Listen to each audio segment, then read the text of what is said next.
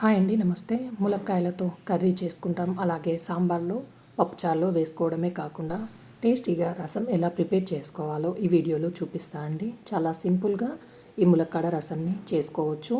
చాలా చాలా బాగుంటుంది. వేడివేడి అన్నంలో ఈ రసం వేసుకొని తింటే కూరలేమీ అవసరం లేదండి. అన్నం మొత్తం ఈ రసంతోనే తినేయచ్చు, అంత బాగుంటుంది. ఈ రసం చేయడానికి 4 ములక్కాయలను తీసుకొని కడిగి చిన్న చిన్న ముక్కలుగా కట్ చేసుకొని తీసుకున్నాను. వీటి మీద ఉన్న పొట్టును తీసేసి తీసుకున్నానండి. 2 టమాటాలని పెద్ద సైజులో ఇలా కట్ చేసి తీసుకుంటున్నాను. ఇప్పుడు వీటిని కుక్కర్లోకి వేసుకోవాలి. ముందుగా కట్ చేసి పెట్టుకున్న ములక్కాయలని అలాగే కట్ చేసుకున్న టమాటా ముక్కల్ని కూడా వేసుకొని మునక్కాయలు మునిగేంత వరకు ఒక 2 గ్లాసుల వరకు నీళ్ళను పోసుకుంటున్నాను. ఇప్పుడు ఇందులోకి 1/2 టేబుల్ స్పూన్ ఉప్పు, అలాగే 1/4 టేబుల్ స్పూన్ పసుపు వేసుకొని ఒకసారి మొత్తం కలుపుకోవాలి. మీరు కావాలంటే రసం మరిగేటప్పుడు ఉప్పు వేసుకోవచ్చు, కానీ ఇక్కడ నేను ముక్కలు ఉడికించేటప్పుడే ఉప్పు వేస్తున్నానండి. కుక్కర్ పైన మూత పెట్టేసి స్టవ్ పైన పెట్టి ఒక 3-4 విజిల్లు వచ్చే వరకు మునక్కాయ ముక్కలు మెత్తగా ఉడికే వరకు ఉడికించుకోవాలి. ఒక 4 విజిల్ల తర్వాత ప్రెషర్ పోయి మూత తీసి చూపిస్తున్నానండి. ములక్కాయలు టమాటాలు మెత్తగా ఉడికిపోయాయి. మునక్కాయ టమాటా ముక్కలు మెత్తగా అయ్యే వరకు రుద్దుకోవాలి.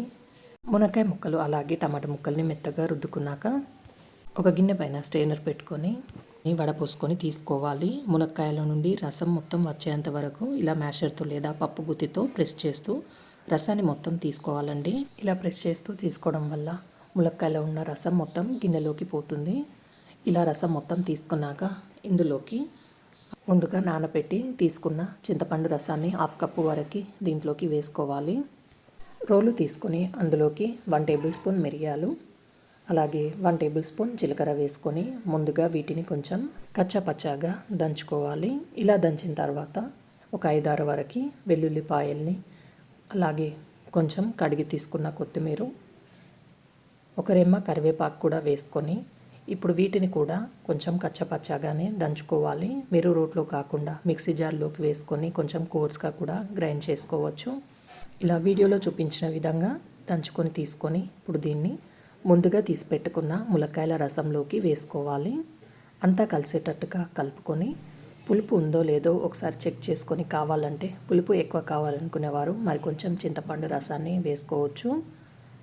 స్టవ్ మీద గిన్నె పెట్టి అందులోకి 1 టేబుల్ స్పూన్ వరకు ఆయిల్ వేసి ఆయిల్ వేడైన తర్వాత 1/2 టేబుల్ స్పూన్ ఆవాలు, అలాగే 1/2 టేబుల్ స్పూన్ జీలకర్ర, 2 ఎండుమిర్చిని తుంచి వేసుకొని అలాగే కొంచెం ఇంగువ వేసి 1/2 టేబుల్ స్పూన్ వరకు పసుపు వేసుకుంటున్నాను.